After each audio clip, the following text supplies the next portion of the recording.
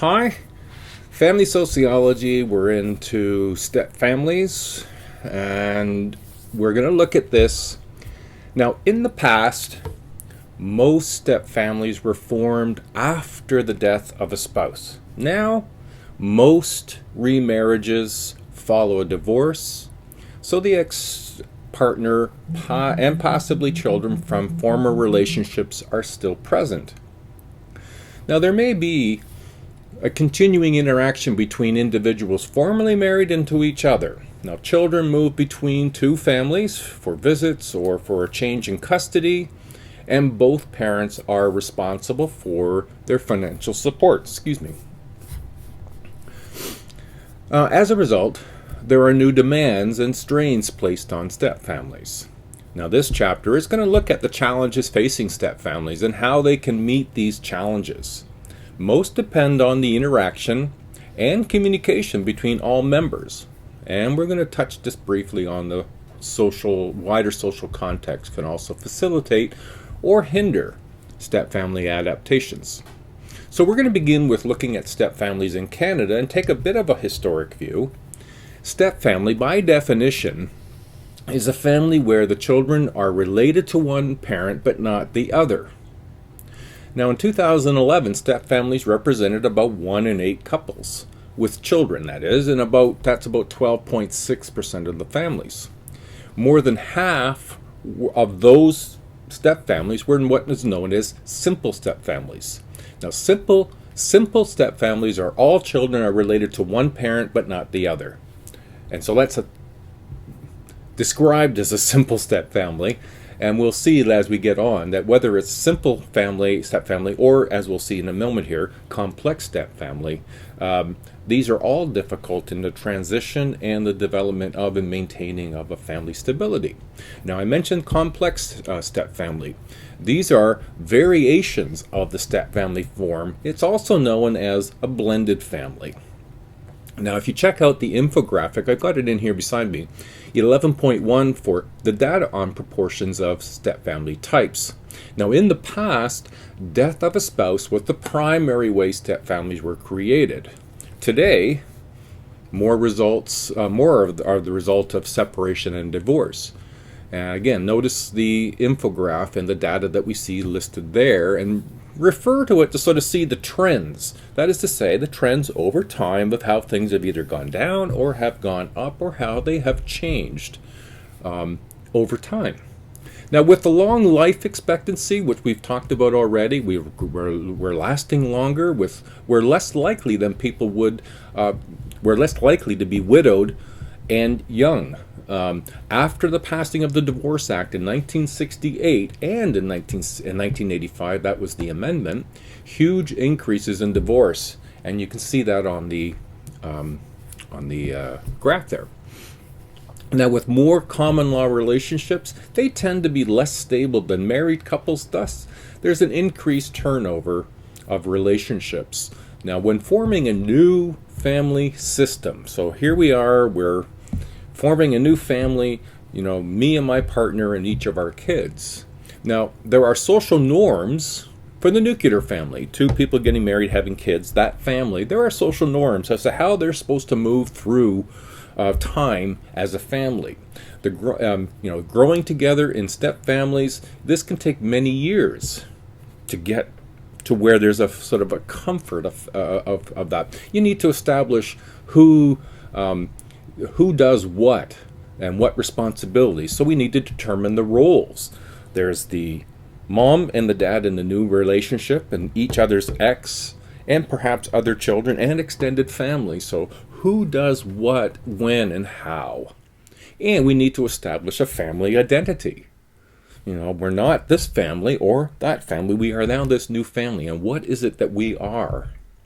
So in this sort of formation of stepfamilies, there are some stages, and we're going to look at 3. And now, it's important to note that that with every separation and divorce, each person needs to first have a healthfully established. Sorry, I'm tripping over this, but it's an important component. That when one ends a relationship and goes about their business on their way, it's really, really important that the individuals who leave a relationship establish a healthy emotional distance from each other.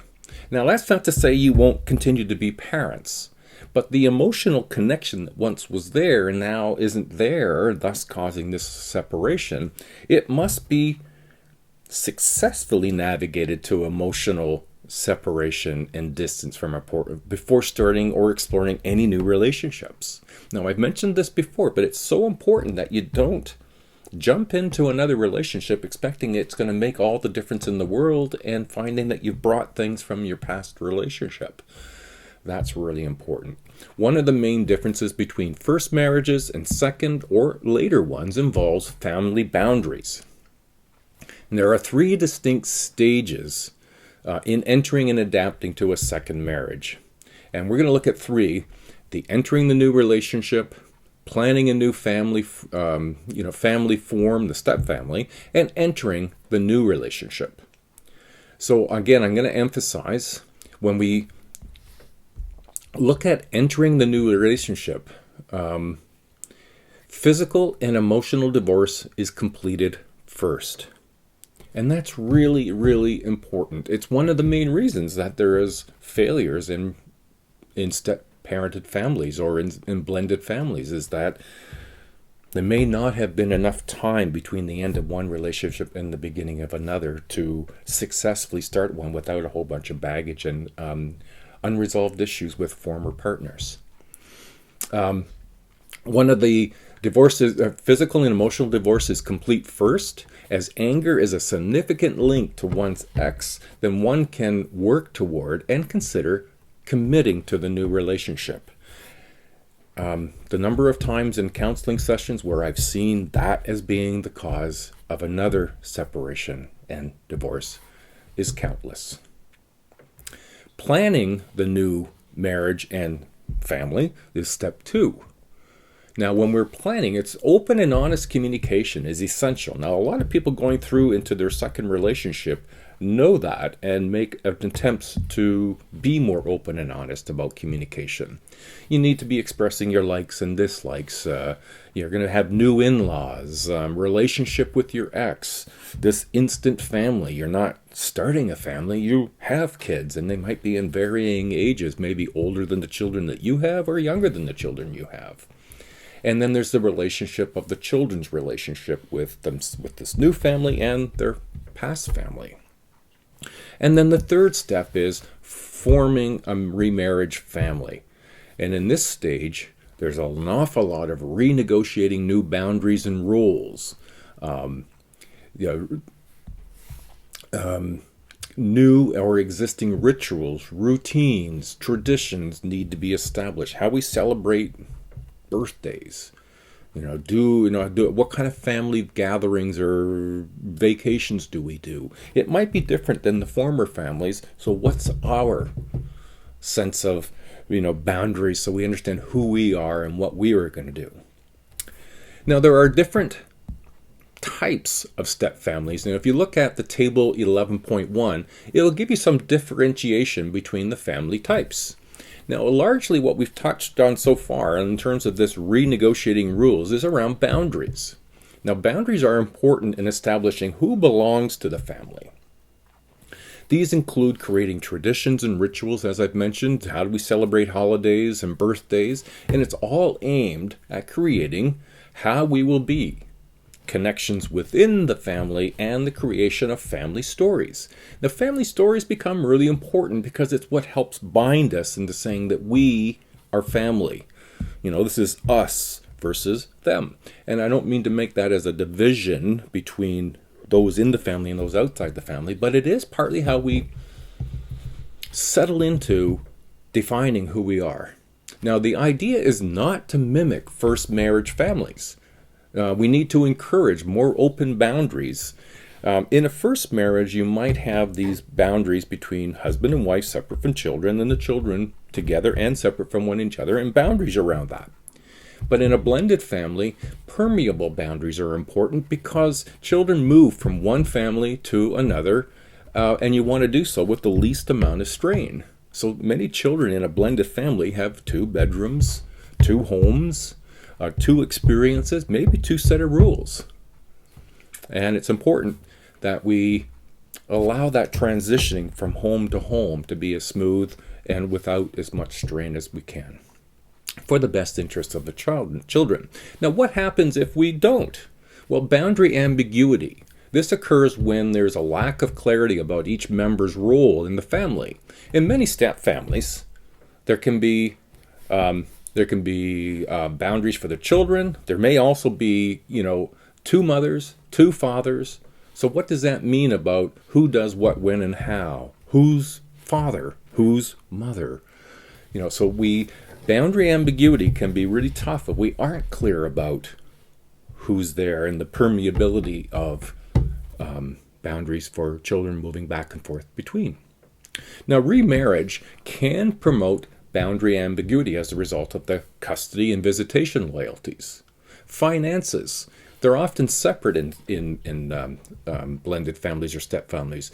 It can be a source of stress. Authority over children, household rules, and discipline become very important in how to parent other people's children. Or do you? And so this whole notion of boundaries becomes critical. Now, in addition to that are the concept of roles. One of the main difficulties in step families is that there's too many candidates for the available roles. As mentioned, the nuclear families have their script, if you will, the social script. Mom does this, dad does this. Well, in a step family, you've got mom does this, dad does this, but what about my mom here and my dad here, or vice versa? Too many people to fulfill the basic roles of mom and dad. And so that becomes an issue. Now, when we consider traditional gender roles, they work against many step families. It's a difficulty facing some children in a step family is the loss of accustomed roles. And so that can be a problem. For example, when the oldest or the youngest child loses their position because of a step family. In my experience, my parents, when they separated, my dad remarried, and there were kids brought from each family. So part of, I was fortunate that I was the oldest. Kathy was the oldest in her family, but when she came and became part of our step family, she became the third oldest. And so that can, for many, have some difficulties. Now, this ambiguity can be resolved with family communication, absolutely. And it can emerge throughout the family relationship. This may not just be resolved and settled in childhood, it could carry on. Now, let's look at some of the relationships within the step family. We'll start with the couple relationship. And as with as in any other marriage, partners in step families have a task of commitment, because a strong couple bond is the foundation for any new family. Couples in a second marriage are less romantic and more realistic. They're honest about difficulties in a marriage, the struggle to have privacy or alone time, children issues need attention, and this all is contributing to some of the stressors that occur with this development of a couple relationship. Life doesn't stop while you try to work things out and establish who you are. You've got to do that while you're working, maintaining the children, So for example, ex-spouses can also affect the new marriage, visitation, changes of plans, children's loyalties, issues of money, unresolved issues from previous relationships, former partners. Why emotional distancing is important is that those things do exist, and if we don't resolve them, they come with us. The fact that child or parent-child bond began before the marriage, not following it, can create difficulties in relationships between the new spouses. Now, if we look at the step-parent and stepchild relationship, in this relationship, the relationship between step-parent and stepchild is important for two reasons. First, many marriages flounder because the problem is this relationship. If the step-parent and the stepchild don't form a bond of some kind, it becomes a problem in the couple relationship. And secondly, children in step families are at high risk of developing behavioral problems, in part because of not achieving the first, having communication and a bond occurring. So successful step-parents accomplish these two tasks. They develop appropriately affectionate relationships with the child, and that's important because it's stated as appropriately affectionate. So what for this family and this child and this step-parent is appropriate affection? Establish themselves as legitimate parental authorities. Now that's a relationship with the couple and the permissions granted within the family and how that will be worked out. Now we look at the stepchild step-parent relationship depends somewhat on the child's age and sex. Step-parents tend to move more successfully with younger children. They become more attached more readily, and more report positive relationships with boys rather than girls. Now these are statistics; they aren't so to say the rule. So let's keep that in mind. Now degree of acceptance of step-family members is often reflected by loyalty issues. You're my mom, you're supposed to defend me when stepdad says this or stepsister or stepbrother does that. Discipline is another potential area of conflict. The differences in child rearing styles is one of the main things that came up in relationship counseling that I did, is that they never really talked about how we were going to do this, and trying to provide discipline before you've established a solid relationship with the child. So let's move into relationships between stepbrothers and stepsisters. Like many step-siblings, do not live together, since most common pattern for children is to live with their mothers. Children expect that birth parents to consider them special and side with them in conflicts. If one set of children visits or moves into the family home permanently, problems may arise over turf. And so this whole allegiancy becomes very important to make sure that children feel safe and secure in the new relationship. And of course, this is going to take time. When adolescents of both sexes are in a family, conflict may be adopted as a way of maintaining a safe distance between them. Step-siblings can provide one another with emotional support in many cases. Now, the third option in stepfamilies will be children that are born into a stepfamily. About half of all stepfamilies have a child born to them. So I might bring a child into the stepfamily, my partner might bring a child in, and we will have a child together in that family. The most common with younger mothers and having a baby is related to a stepfamily stability. Part of it is we bring each other children into this family, and having a child between us provides a certain amount of stability and cohesiveness that everyone sort of can rally around our sibling and our child.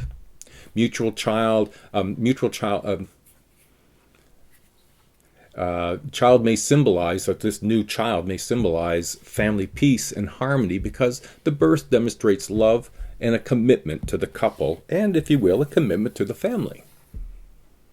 So the effects of stepfamilies living on children.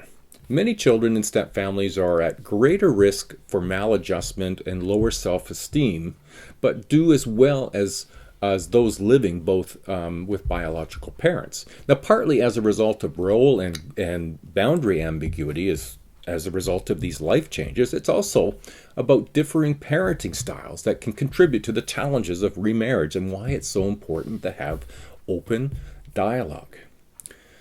Family adaptations, when we consider about successful stepfamilies, they have realistic expectations, and the ability to cooperate with one another creates the greatest ability to adapt. Therefore, flexibility, respect, communication, a sense of humor are characteristics of this success. Creating shared family activities can be very beneficial in dealing with stressors. How family members view a remarriage affects their adaptation. They may regard the new union as a second chance or as an intrusion into the parent-child relationship. Others consider it a flexible family form that can be shaped to meet the needs of the family members. So if we consider the stepfamily in the wider society, if you see figure 11.3, check out some of the ways that stepfamilies are different from other families. Stepfamilies have been called incomplete institutions, as it has no norms or roles for their existence. Now, is there something wrong with stepfamilies? Well, with increased number of stepfamilies, a series of norms and rules will be more familiar, enabling stepfamilies to get off to a more positive start. Other issues revolve around financial support and the role of government and the financial responsibilities that fall to the stepfamily alone. The ending of support payments or the non-payment can certainly affect stepfamilies. So, remarriage and the family cycle? Well, experiencing of remarriage differs according to the family cycle stage that each parent or each partner is at. The greatest strain involves responsibilities for their children, especially difficult when they have adolescence. The other component about this life cycle is what age are both people at. If an older guy marries a younger guy with children on either side, his children are older, her children are younger, and now they're at different stages of life. He now is starting to parent children rather than these adults who are living their own life. That can be a problem for many stepfamilies. The greater differences in the life cycle stage, it's harder to adapt to new family because husband and wife are dealing with different lifestyle issues. That was the example. That can be a real big challenge for many families. So, that was a quick overview of the chapter on stepfamilies and where we are with that. I hope it's working well. I hope you're keeping safe. Keep your social distancing up. Wash regularly and please be safe. I hope things are working out for you. I hope you're well. Keep up the good work, everybody. Bye now.